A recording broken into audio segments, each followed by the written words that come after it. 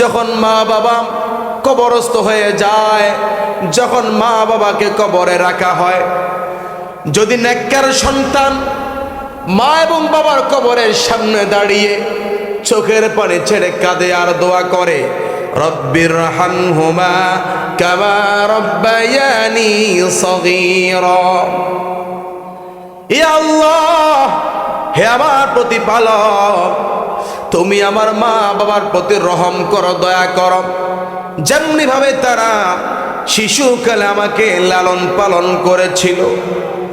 মা বাবার মৃত্যুর পরে কোনো সন্তান যদি মা বাবার কবরের পাশে দাঁড়িয়ে চোখের পানি ছেড়ে কাঁদে আর বলে, রব্বুল আলামিন, তুমি আমার মাকে মাফ করে দাও, তুমি আমার বাবাকে মাফ করে দাও। হাদিসের মধ্যে এসেছে, নেককার সন্তান যখন মা বাবার জন্য দোয়া করবে, ওই সন্তানের চোখের পানি জমিনে পড়ার আগেই আমার আল্লাহ তার মা বাবার কবরগুলোকে জান্নাতের বাগান বানিয়ে দেয়। সুবহানাল্লাহ। এখন তো বাবা দোয়া নাই। বাবার কবর মসজিদের পাশে, বছরে একবারও জিয়ারত করে না, এমন কপাল পড়া সন্তান আছে না নাই? হায় হায় হায়। ও আমার যুবক ভাইয়েরা, একটু চিন্তা করেন, আপনি কি ভুলে গেছেন আপনার মাটা আপনার জন্য কত কষ্ট করেছে? আপনি কি ভুলে গেছেন আপনার বাবাটা আপনার জন্য কত কষ্ট করেছে? আপনি কি ভুলে গেছেন আপনার এই বাবাটা সকাল থেকে সন্ধ্যা পর্যন্ত আপনার জন্য কত শ্রম দিয়েছে, কত কষ্ট করেছে? আপনি কি ভুলে গেছেন? অসুস্থ ছিলেন, মা জননী আপনাকে কত আদর করেছে। গত কিছুদিন পূর্বে আমার শ্বাসকষ্ট হয়েছে, রাত 3টা পর্যন্ত আমার শ্বাসকষ্ট।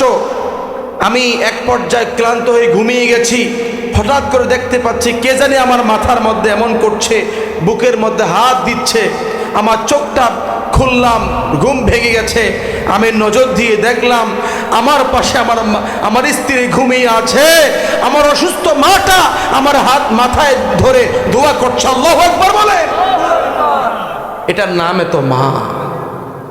আমার যুবক ভাইয়েরা, বাবা কবরে শুয়ে আছে, বাবার জন্য তো দোয়া করেন না। মা জননী কবরে শুয়ে আছে, মায়ের জন্য তো আপনারা একটু দোয়া করেন না।